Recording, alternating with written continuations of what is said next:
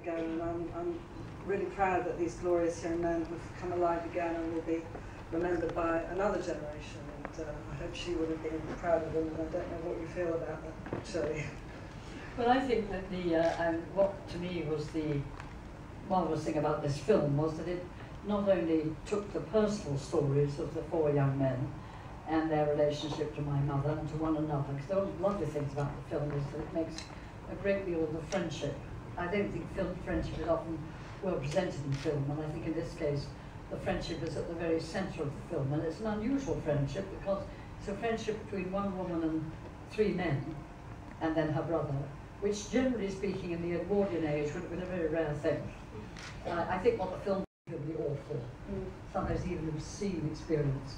And I think that combination is absolutely arresting and very impressive, and I want to thank Rosie and James and their team for the extraordinary, and not least of course Alicia, for the extraordinary quality of getting it across and their dedication to it.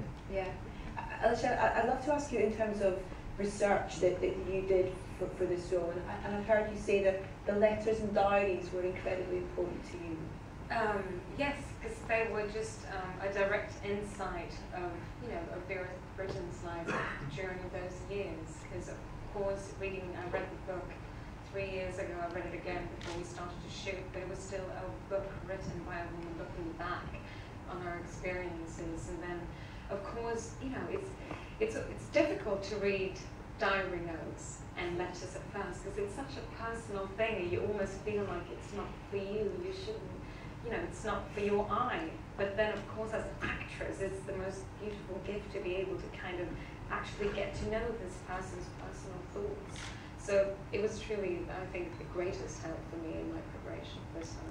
Some great questions coming in, and questions coming in from fans of some of the rest of the cast members. We have Colin Morgan Trash, thank you very much for your tweet, who asked a really nice question to you, Elizabeth. What similarities do you see at all between yourself and Vera?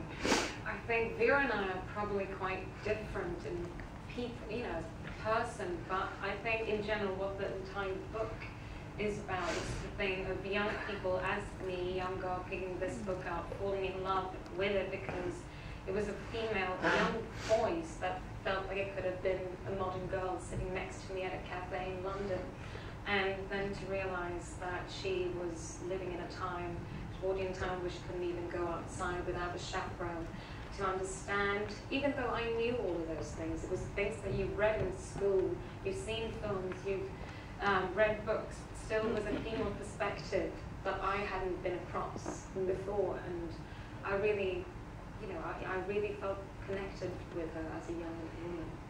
There's some great questions as well, James, coming in for you. This one in particular from Marina Ritzschultz, who says, what ultimately for you was the most important message you wanted to get across? It's a great question, that. I think it's about dealing with life's adversities and being a stronger person as a result, being wiser and being more compassionate. Okay. Shirley, what do you think your mum would have made of the film? I think she would have been absolutely delighted. I think, like me, she would have been terrified it might be a sort of Hollywood weepy. Someone like Myrna Loy or Baroness Stanek would be thought to be the appropriate person to play the part. What I think is really wonderful about it, and my mother would have been absolutely delighted, and it's something that Alicia sort of alluded to, is that the film allows her to be a whole person, not just an attachment or a lover or a mistress of some bloke, but a whole human female being. And I think that's wonderful because that was one of the things that, as is evident from the early part of the film, was a big question in the Edwardian age. Generally speaking, a woman was defined as being the wife of a man or the mother of a man or whatever it might be, but always defined in a subsidiary role. And my mother's life was partly about saying, that's wrong, it can't be like that, we should all be equal in terms of our potential and our standing. And I think that that's brought up beautifully, and I think the fact that Alicia has got this quality of being very slightly, a tiny bit, as it were, an individual looking at what is happening, this terrible story of the First World War, is terribly important, because what it does in the sense is to say that Vera is allowed to be herself, not just the fiancée of Roland or the sister of Edward, but a true human being on her own, an individual. I think that's totally important.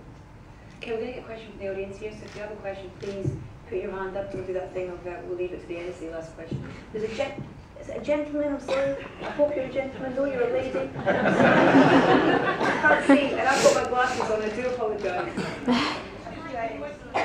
There we go. They've got a microphone. Please use it so everyone can hear you around the country. Yes, I'm here. It's not the microphone. Or James. Hello. Hello. Hi. James, my name is Miriam. A very simple question. The woodland area and the lake in which Vera was swimming in, can you tell me where that was filmed, please? Well, I can tell you it was very cold. I'd like to go there.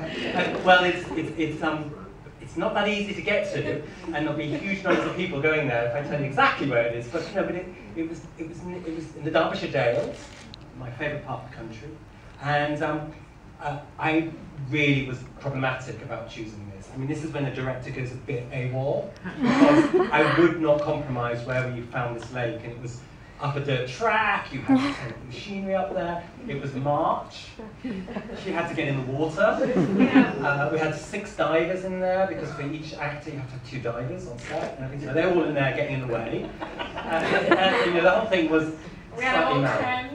We had a whole tent, we had a hot tub. Speaking as a producer, what was wonderful is on the day the sun shone. Oh, yes. I mean, I was surprised when I saw the film, because that was there's no way that scene's going to work. I was like, and I managed to find like 3 seconds for each clip, but I don't cringe like They're so happy. Yeah, but it wasn't. Do you remember the scene you were with Kit on the beach?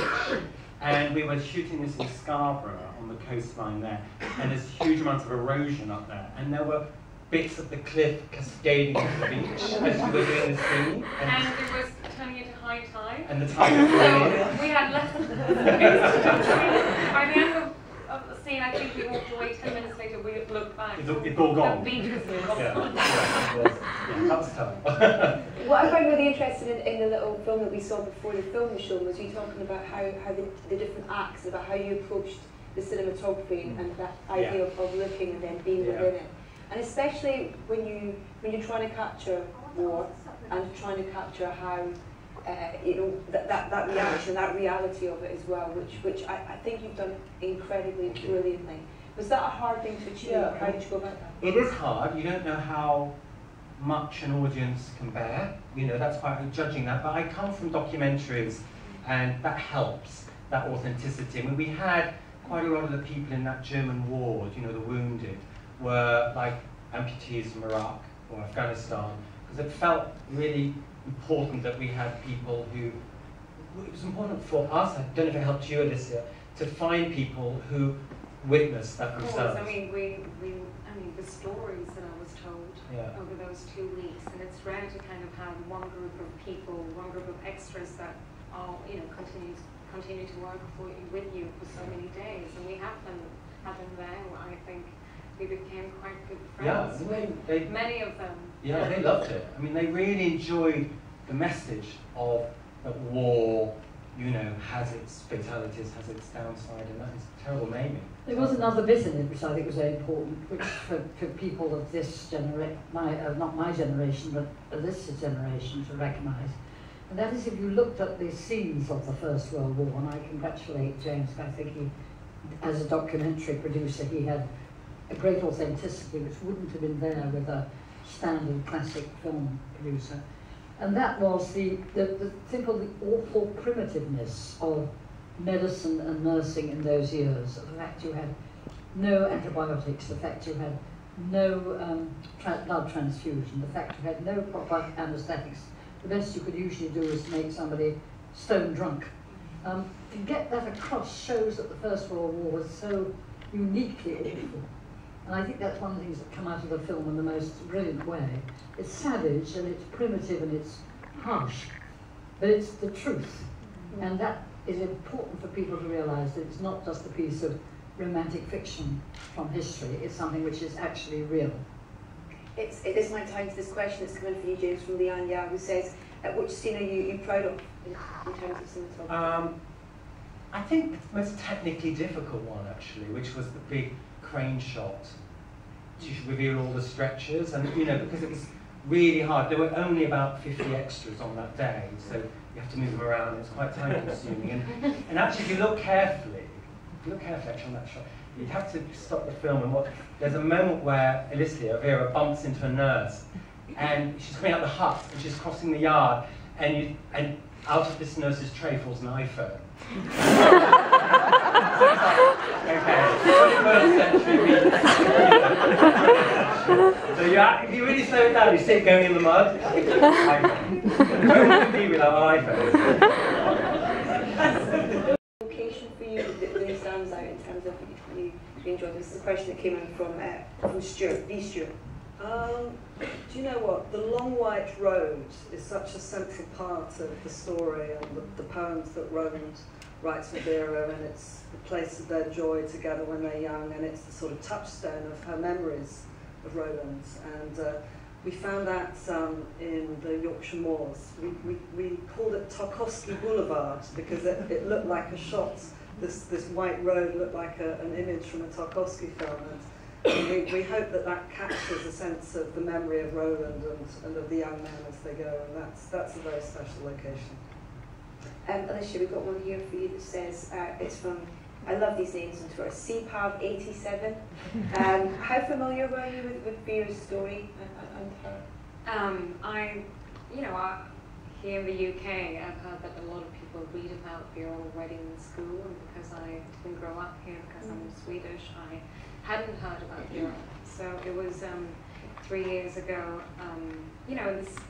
I'm so happy to be part of this film, because in one way it's a chance for me to be involved, bringing it out to, the new generation, my generation, in the same way that this film brought the story to me. It was because of this film I heard it was going to be made, so I picked up the book. So that was 3 years ago. You really wanted this role, didn't you? I kind of fought for it, did you? Yeah, making independent films, we all know that's extremely tricky. So, I know that those two, and especially Rosie, have been fighting for many years to get this film made. So I heard about it 2-3 years ago, but then it kind of catched up, and I met you before last Christmas. Yeah, a year ago. Yeah. Yes, and we had a dinner, and I came in there, and I was like ready. I don't know how many things I had planned to say, You said I know that I'm Swedish, I can do this. So, it's rare. It's so rare to find strong female roles in films nowadays. So when you get one of those scripts on your table, it's just an instant, love that you feel for it, really. Talking about Alicia had so many, she was too modest to say with the question about similarities with Vera, but that fierce intelligence, that determination, that fight in her, that spirit, that tenacity, those were qualities that we saw so quickly in Alicia, which we felt really made her a great match for Vera. Alicia brings up the point about independent film and about how hard it is to make, and this is what tonight's all about, really. It's the start of this amazing season at the BFI. And there's a question coming in, Rosie, if you don't mind answering, from MS Awards 59, who says, how many sponsors were there and how long did it take to raise the money? Was it a hard process? It's a real jigsaw to put these things together, because either you get funding from an American studio who weren't interested in a First World War story, or something without major adult stars, and so we had to piece it together. The BBC were our first funders, and they put about £1 million in, so then the rest you have to build up with different people, and none of them want to join in until that they feel all the others are in, and none of them will join in until the cast is there, but you can't cast it until you're funded, so it's a real chicken and egg story that goes on, and in the end you just have to say, we're going to make this. So we cast Alicia and we said we're making it, and then everybody started to. I have to say that, thank God for the BFI and the BBC, because we wouldn't have been able to make it without them. Absolutely. And the fact that you've got two major sponsors for films who are actually interested in the quality of the film and what the message that it gets across it, and not simply a box office full stop, is terribly important. I think it would be an absolute tragedy for the British film industry if those two major sources of finance were to dry up. Yeah.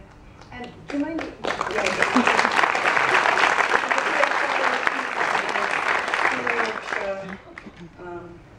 Bear Fire, BBC, Screen Yorkshire, Nordis, Lip Sync, Ingenious. You have this incredible woman sat here who, you know, is part of this story. And I mean, what for you was the reason to be involved in the project? If you don't mind me asking, Shirley. Oh, I think essentially allegiance to my mother's belief and idealism. My mother was a remarkably brave woman, and that bravery never stopped. I mean, when she went on after the First World War, as is implied in that rather remarkable public meeting that happens towards the very end of the film, her commitment to bringing about reconciliation and trying to end war was only the beginning of the story, which the second chapter of was her coming out publicly against the mass bombing of civilians in Germany, which made her very unpopular for a while in this country. Even though she was on the Gestapo blacklist, she was seen as, by many people as being somehow unpatriotic. But because her commitment was always to the title of a book she wrote called Above All is Humanity, she was completely true to that all her life long, whatever happened, and however much she was condemned for it.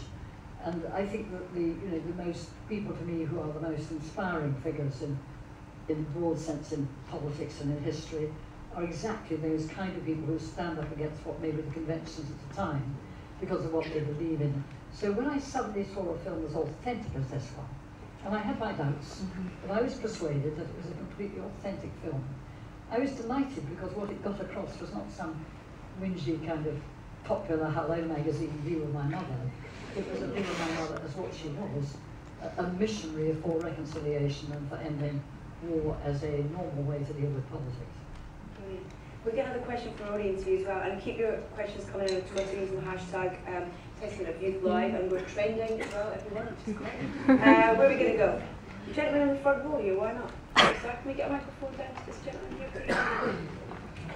Check out your I'd like to ask Rosie and James about the unsung hero of this film for me, Lucy Bevan, the casting director, because every face, from the leads to the soldiers and the nurses in the background, is so authentic, and I was utterly transported. I think she's done a remarkable job.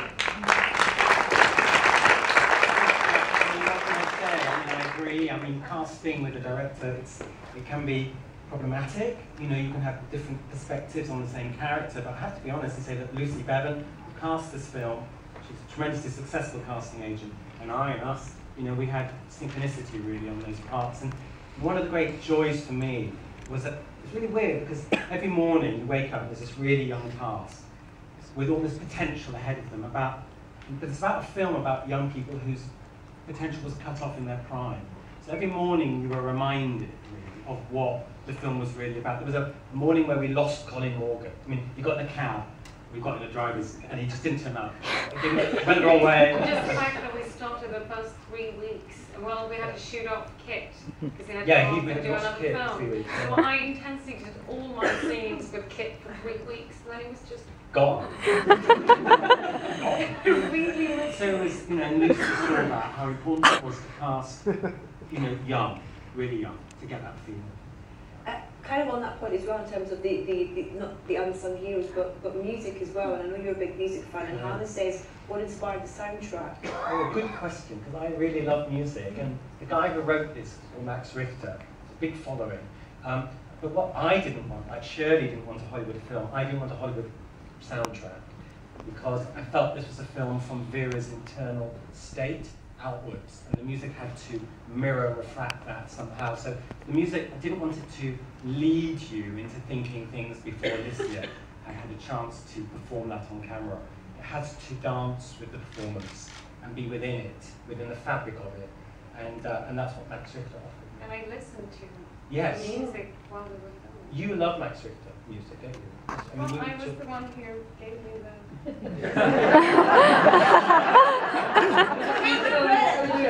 You told me who we was, but we shared it on set. When Alicia was preparing for the moment of finding the poems in Rowan's uniform, she went off and I know actually the moment when you were getting the news on the television, Alicia was going off in a dark corner and listening to Max Richter's November on her iPod.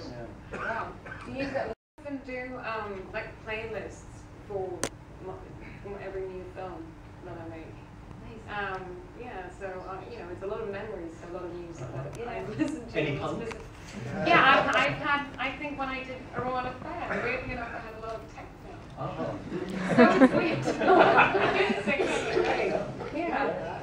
Well, it's like classical music. Techno is kind of, it's very emotional. It's very, you know, gets you down to a certain, you know, state.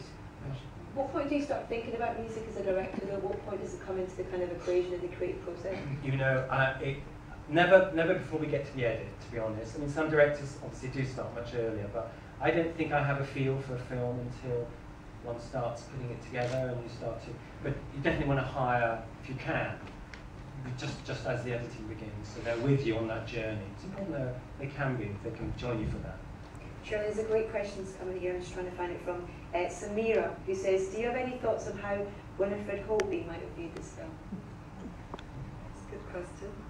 Well, Winifred was the sense of wanting to go on living. And that was terribly important.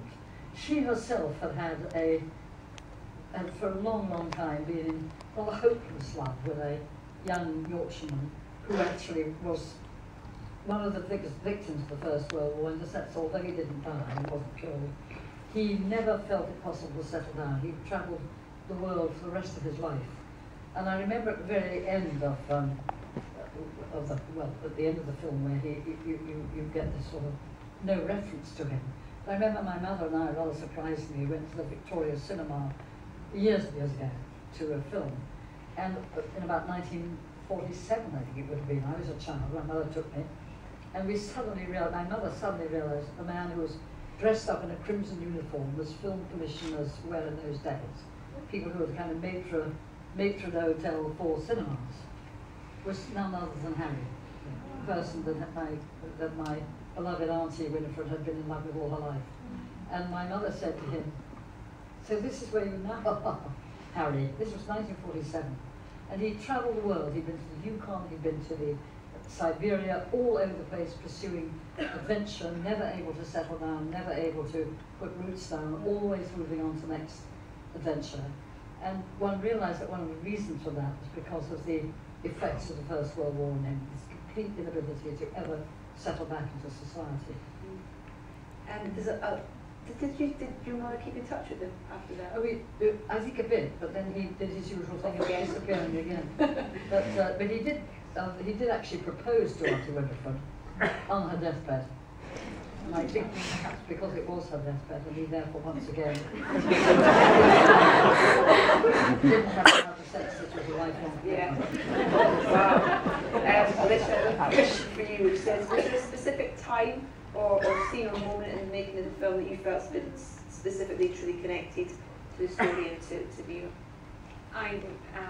Yes, it's the scene where Vera says, well, hold the hand of the dying German soldier. When I read Juliette, the script, she's done such an amazing job being able to bring this book down to only the 120 pages or whatever of this film. I think, the emotional journey, the journey that Vera goes on to the end, that scene became, the seed for me when she kind of realized the realization of what war is, and from both sides, and what made her go on and become one of the greatest pacifists and feminists in the early 20th century. Is that one of the hardest films for you to see? Well, yes. I mean, it doesn't have a lot of lines, but it's, it was truly, I think the actor, I don't remember his name. Adam. He did such a brilliant job, so I was kind of just sucked in there, and I didn't have to do much. I had to be just the person holding his hand. It was an emotional scene to make. You knew it was that big of a moment reading the script. It was quite overwhelming. And one of the wonderful things, which I think is worth bringing out, is if you think back to the First World War, where, for example, if somebody was heard playing Beethoven on their gramophone, which is what it would have been, they would immediately suspect their neighbours. Why were they playing a German composer, for goodness sake? If you then leap through to the Second World War and beyond, the fact that at the commemoration of the First World War we should have had the head of the German Protestant Church reading the lessons in Westminster Abbey at the point where there was the major Westminster ceremonial for the nation on the commemoration of the First World War, says eons about what we've learned. I mean, we've got a long way to go, but we've come an awfully long way. And I think people like my mother were part of that, coming that very long way. James, do you want to I was going to say, I mean, I think I'm right in saying, Shirley, that in Etaples, the big military hospital, the German soldiers, perhaps for understandable reasons, were so hated, the wounded, they actually barbed wire off those wards into separate compounds so the Brits couldn't get close to the Germans. And so imagine Vera's response when she discovers that she's going to be working in a hut full of Germans. You know, it was a great lesson for her, With all the place. loved ones. Yeah, having, Quite, it undoubtedly changed the whole world. yeah. The whole world. Fortunately, this is going to be our last question, and thank you to everyone here and to everyone around the country as well. This is from Julie and to Shirley and to James. What would you say should be the lasting message of testament of youth to the youth of today? Well, I think mine is quite, and I feel this very, very strongly, that every generation deserves the space to make their world afresh, and that older people don't trust them, because it's older people who said the war would be over by Christmas, and it went on for 4 years. So I would say to young people, treat Vera and her sceptical attitude to the massive world-changing decisions that older people make. Treat her as an icon and as somebody who can really show you the path. Shirley? Well, I'd add to that one other thing. I agree generally with what Jane has said, but I think it may be that the saving of this world, and God knows it's challenged enough, will come out of younger people recognising that the challenges are to us as a species of being, which happens to be called human, rather than a whole set of warring nations who can't see beyond the borders of their own country. And when you think of globalization, aren't we one species now? You know, we're all together. Congratulations to you all. It's an incredible piece of work. Thank you all for being here tonight for Answering Everyone's Questions. Can we have a round of applause?